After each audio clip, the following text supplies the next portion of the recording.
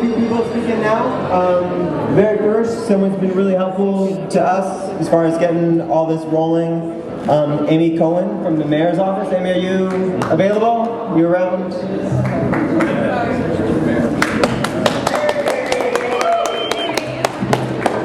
Hi, I'm from the Mayor's Office of Economic and Workforce Development, and I'm here unfortunately in place of the mayor today, who was invited and unfortunately couldn't come. But I do have a letter from him to Josette and all your colleagues, and to Mr. Sumsky and all of his colleagues, and it's amazing how big your teams are, so your names are not all on the letter.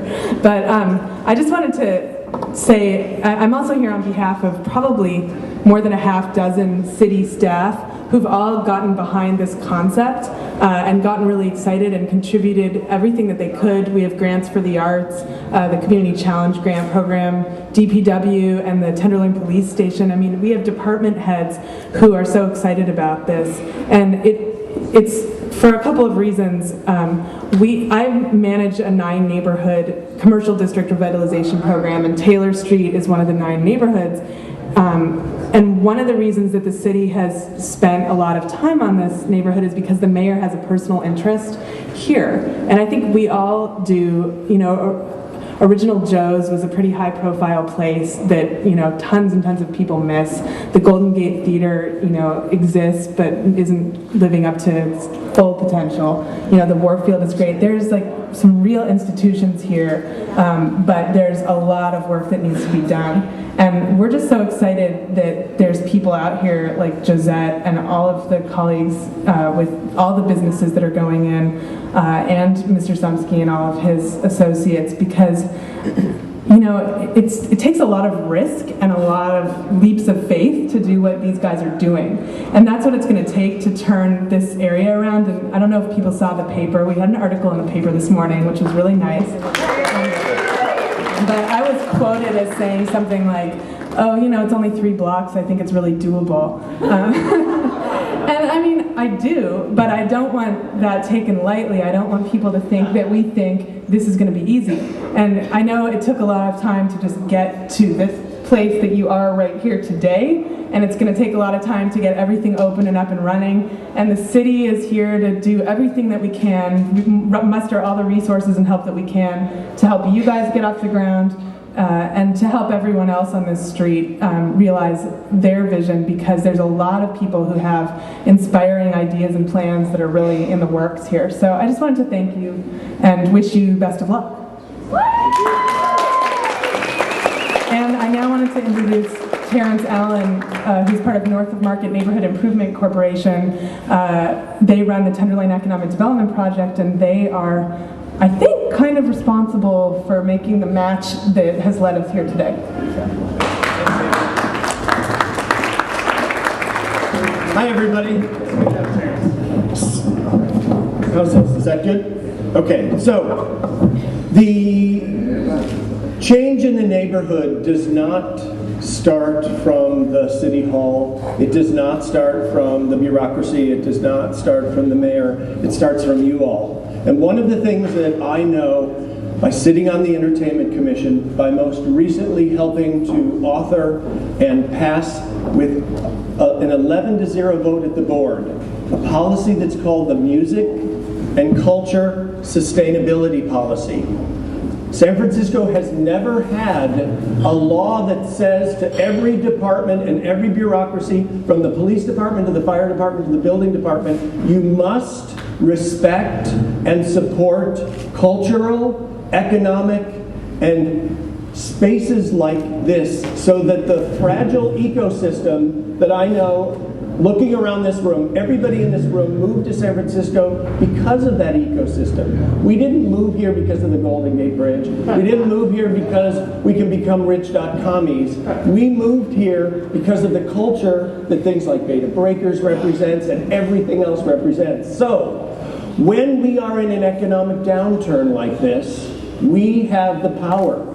I don't know if you all know this, but the arts and the entertainment people in San Francisco can go on record in reestablishing San Francisco's economy as being driven not by this, but by this, by the cultural people, by the artists, by all of the activists that work every day in labor without any recognition and for very little money. Now is our time to shine. And I estimate we have maybe 18 months. And so the fact that after 2 years of work, the fact that this Taylor Street project is starting at the beginning of this 18 months gives me a great sense of enthusiasm for what we're going to be able to do. So I thank everybody's bravery. I thank the mayor's office for their ability to see beyond street signs and sidewalk chairs and really invest in community and art and culture. I thank Josette and her team for being so brave to do this.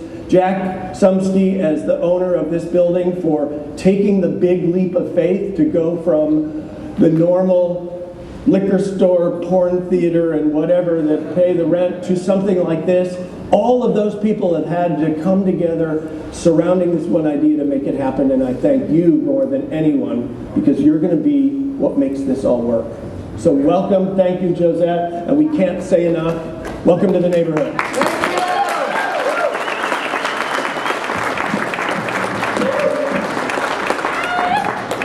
I didn't realize so many people were going to come. Thank you so much for coming out.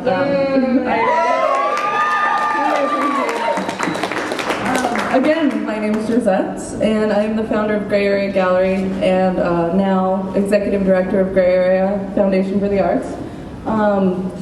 Many of you may know the history of Gray Area in San Francisco. We were founded in 2005, and we opened in Soma in an 1,800 square foot space. We were right next door to DNA Lounge, and we held monthly art and music events working alongside emerging artists to create themed exhibitions. At the end of 2006, I met Terrence Allen, who you just heard from, and he notified me of the brand new proposal for the Tenderloin Arts District, with Taylor Street being its spine. Over the past 2 years, I've worked alongside the Gray Area family to develop what we are here to celebrate. Through our programming, we hope to serve San Francisco and the neighborhood residents by hosting accessible art events that draw people to the neighborhood and illuminate the night. 55 Taylor, the space you stand in today, will house 4 artist studios, gallery space, and a workshop for artists. 61 Taylor will be a boutique run by designer Jared Garza, who actually made my outfit today. His clothing line is Rick Rack Clothing Company. In 63 and 65, Taylor, Gray Area Beacon will partner with Recombinant Media Labs to present a new Media Lab gallery and performance space. You can go to recombinantmedialabs.org or talk to Tana Sprague or Not Human about what their plans are for that space. In 67 Taylor, which I know everyone's excited to see go, the liquor store will be replaced by Table Nectar Cafe and Catering. Andy and Kim are here, and you can talk to them. They're there. And you can go to tablenectar.com that they just launched last night to read all about them. 55 Taylor will begin construction in the coming weeks, and we will begin work on 61 through 67 in April. Our inaugural exhibit is titled Wonderland. We hope to open in June 2009, and we are eager for everyone to come back and be involved. I'm going to read a little blurb about Wonderland. Wonderland will be a multi-sided exhibition which investigates and immerses itself into the complex array of relationships and activities in the San Francisco neighborhood of the Tenderloin. Under the director of curator Lance Fung, who's actually here over there, this event will feature site-specific, temporal, and community-based projects intended to engage and illuminate the complexity of this neighborhood. We're working with a group of about 20 artists. Most of them will be graduating with their masters from SFAI, and they've been working on this for about a year. And so this will be our inaugural exhibit in summer. And I just want to thank everyone, and I wanted to bring Jack Sumsky up. He's actually our landlord and the developer behind the project. And without him,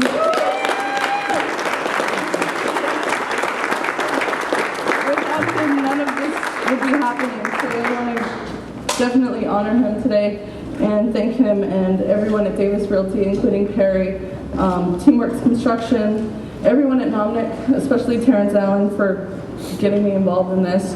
The mayor's office, especially Amy Cohen, who you heard from, who's been a major supporter of ours in City Hall.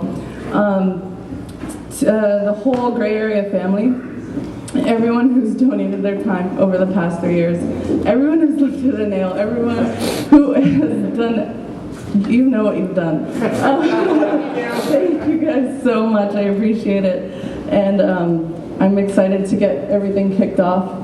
And I'm going to go ahead and inflate this to symbolize the building of our community. And we want to thank Jordan Geiger for allowing us to use his inflatable structure to do that. Thank you so much.